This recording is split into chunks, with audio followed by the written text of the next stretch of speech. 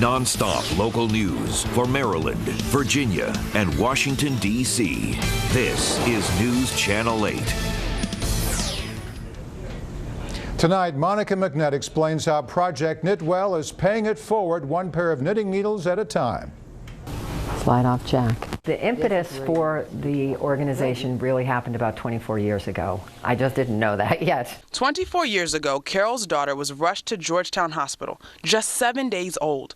That trip marked the beginning of a series of surgeries to address her congenital heart defects. I couldn't read, I couldn't watch TV, I could not focus. All I could do was worry. And then Carol received a knitted sweater. I was a knitter, but I hadn't knit in about, 8 years. And I remember knitting, looking at this and thinking this is the nicest gift anyone could give a little baby, because I knew how much effort went into it. And so she returned to her old knitting ways to help her get through her time in the hospital. Right. Fast forward 15 years, and Carol was back at Georgetown Hospital, this time teaching people how to knit. In 2010, she launched Project Knitwell. She said, come down and let's give this a try. You can do it. So I went. She taught me how to knit, and I loved it. Similar to Carol, Keisha was in the hospital with an ill newborn. I couldn't read a book. I couldn't read a magazine. I couldn't watch a TV program. But I could sit there and knit. But Project Knitwell isn't only about moms with sick babies.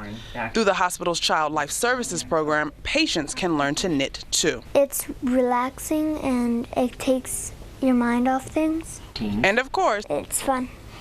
The people that make up the all-volunteer organization personally feel the benefits too. It's been incredibly compelling for me in the last 5 years. My husband's a cancer patient, and it's gotten me through some really, really difficult times. And I'll pull out my knitting, the silence in the room ends, and someone makes a comment, and you can feel the tension go out of the room. Project Knitwell is partnered with 6 area hospitals and adventuring into after-school programs for at-risk youth.